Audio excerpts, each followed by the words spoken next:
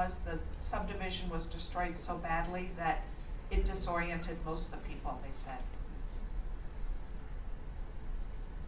The next series of photos showing the destruction of Colby subdivision came from several sources. As a picture tells 1,000 words, there will be little narration needed for you to realize the impact of this storm.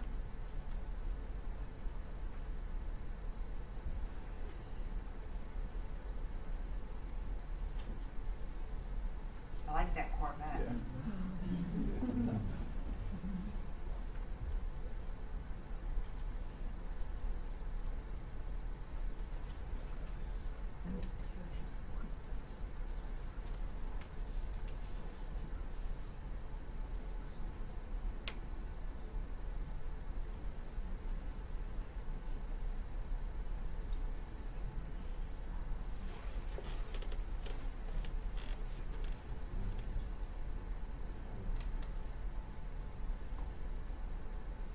With so much destruction, it is no surprise that more deaths were reported. The tornado's second Crystal Lake victim was Louis Knack. Louis and Fern Knack and their large family lived on Harold Street.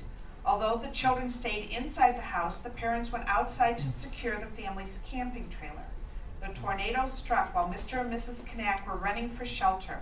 Both were hit by flying debris, knocked to the ground, and then crushed by a falling wall. Louis Knack was killed instantly. Miraculously, Fern Knack survived, although she was seriously injured. And here's a color slide view of the Knack residence on Harold Street.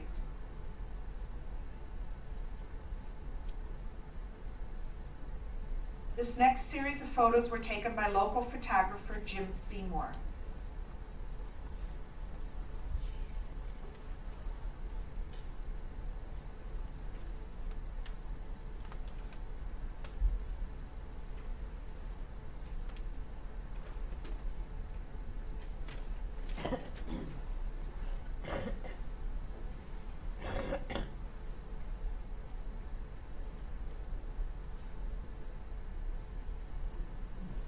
The tornado's third, fourth, and fifth Crystal Lake victims were all from the same family.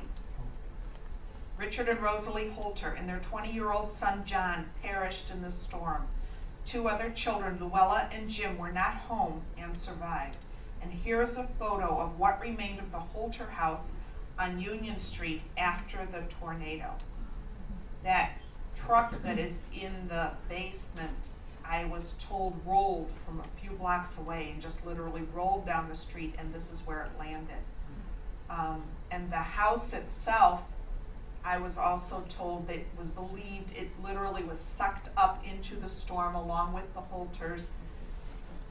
The victims fell to their death. The house landed back behind where today's Jewel is, about where Emmanuel Lutheran Church and School are. So it took it that far away from its original location on Union Street. The story of 13-year-old Luella Holter, who lost her parents and brother in the tornado, is heart-wrenching. As an adult, Luella has written a book entitled Bikes, Dreams, and the Inner Life, and in it she tells the story of the day when everything changed forever. My parents had spent all morning trying to figure out their tax situation. It was tense because we always lived by the skin of our teeth financially. The weather had been concomitant to Dad's mood. One friend later said that the air was the texture of the snow on the screens of old-fashioned televisions. My girlfriend and I were on our way to the Piggly Wiggly, which I always thought was a ridiculous name for a store. And on the way to the grocery store, we would pass by the Neisner store, sort of a five and dime, but they sold clothing and all sorts of stuff. We were kids and totally dawdling and getting distracted. The sky had turned dark and it had started to rain and hail. This wasn't your everyday average hail either. It was humongous, big enough to really, really hurt somebody. The wind picked up and the sky grew even more menacing. We made our way to the back of the shopping center and came around the far end of it, and there was a gigantic funnel cloud right in front of us. We came around the corner of the N building and were hit by an incredibly strong wind. And right then the plate glass windows blew in and we were blown into the building too, with the shattered windows, urgently seeking shelter. It was the Neisner's store.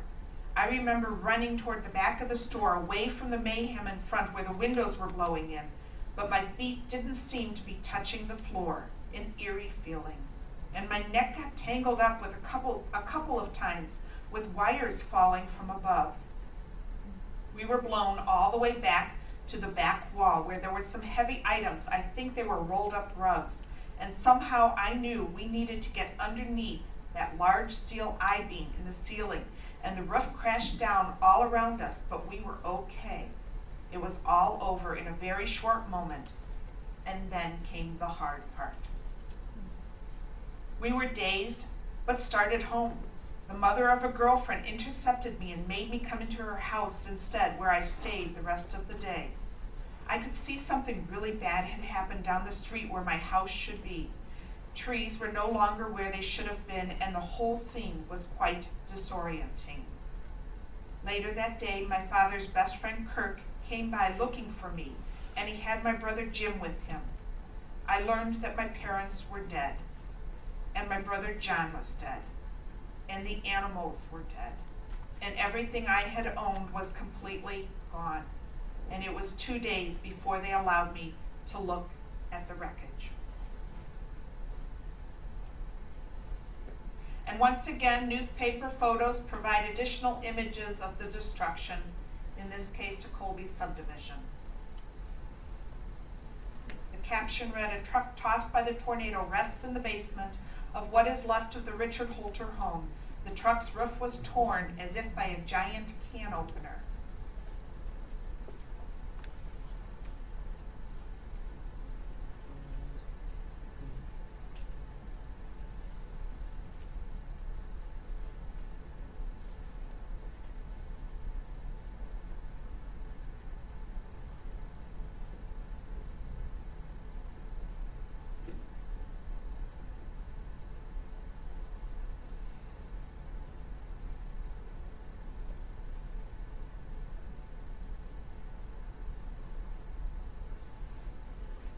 I'm told this child's fire truck belonged to Crystal Lake City Councilman Brett Hopkins.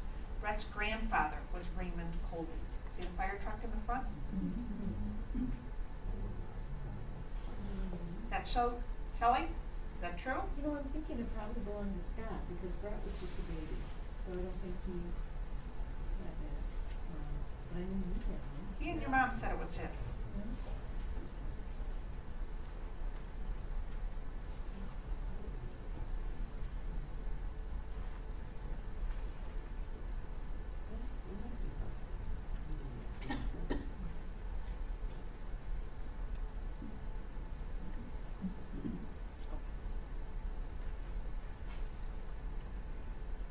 Here's a final aerial view of how the Colby subdivision and a portion of Crystal Lake Shopping Plaza looked following the Palm Sunday tornado. And I have a little bit of, okay, here's the plaza. This is the Piggly Wiggly. Here's the V. Okay, so over here is Keith. And then over about here was where the Knack residence was, right around there on that bend. Down here, this is Mays Drug.